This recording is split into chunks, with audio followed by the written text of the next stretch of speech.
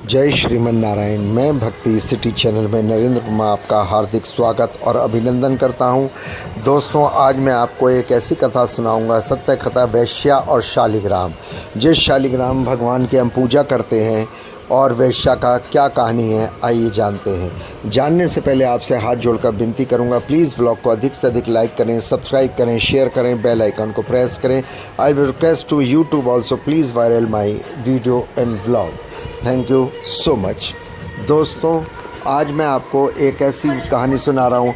हजारों वर्ष पूर्व किसी नगर में एक वेश्या रहा करती थी, जिसका नाम गंडकी था। वह रोजाना रात को किसी न किसी पराये पुरुष के साथ भोग विलास किया करती थी। यह उसका पेशा था। एक दिन गांव में एक महात्मा जी आए और उन्होंने सभी गांव वालों को अपने उपदेशों से कल्याण किया।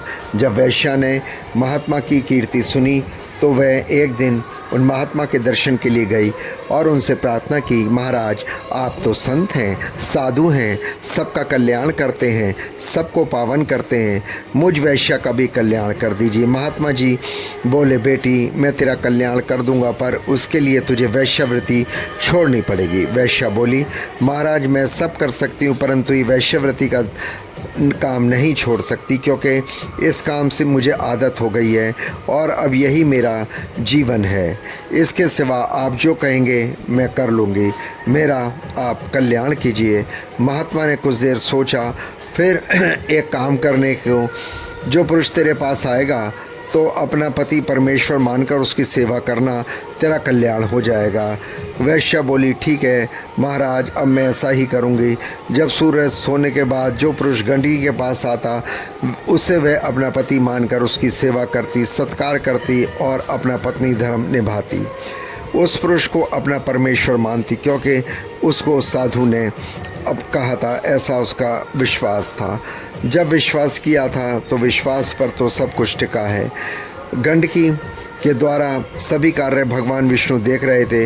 उन्होंने वैश्या की परीक्षा लेने के बारे में सोचा और वे उसके घर साधारण मनुष्य के रूप में पहुंच गए। भगवान विष्णु, गंडकी ने उनका भी सत्कार किया, अपना पति मानकर पूरे मन से विश्वास सेवा की।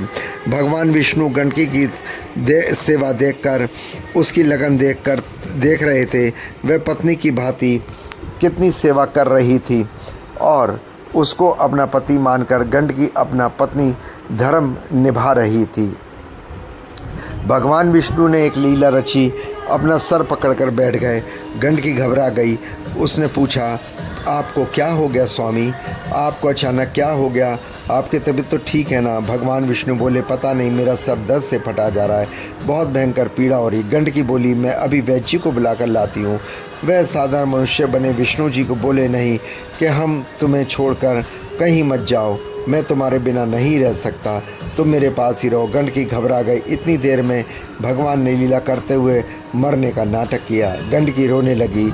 उसने सोचा कि ये मेरे पति थे, अब इस दुनिया को छोड़ चले हैं, इनके प्राण निकल चुके हैं, तो मुझे भी इनके साथ सती होना है।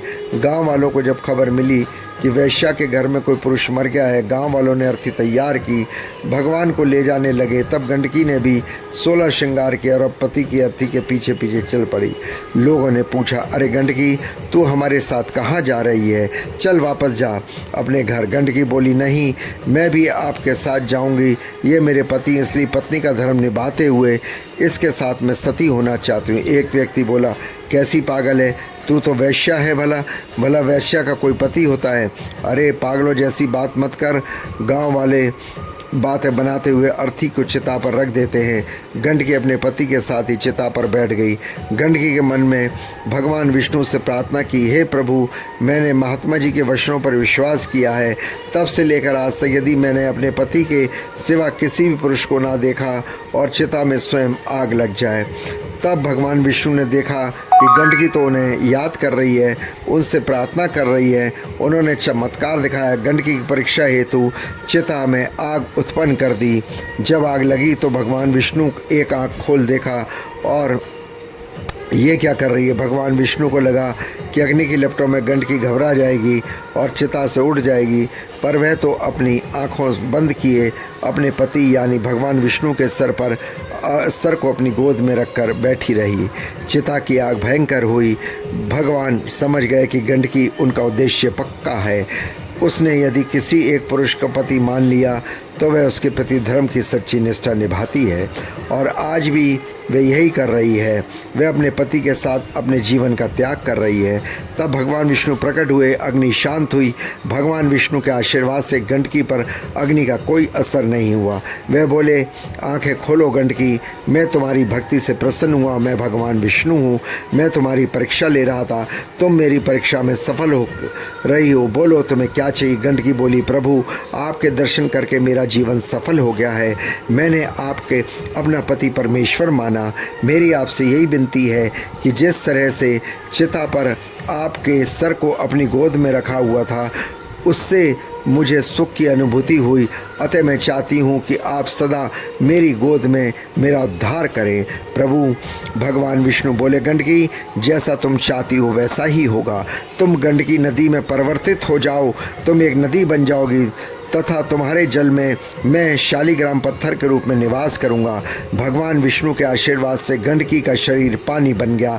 नदी की भांति वह बहने लगी। वह नदी गंडकी नदी के नाम से बन गई। भगवान विष्णु ने गंडकी को आशीर्वाद दिया। वह सदा के लिए अपने शालिग्राम के रूप में उनकी गोद में रहेंगे।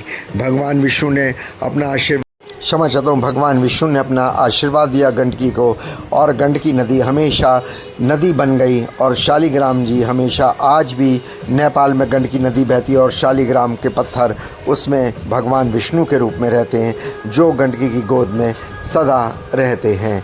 उसी शालिग्राम से भगवान श्री राम की मंदिर भी बनाया गया, जो मूर्ति बनाई गई।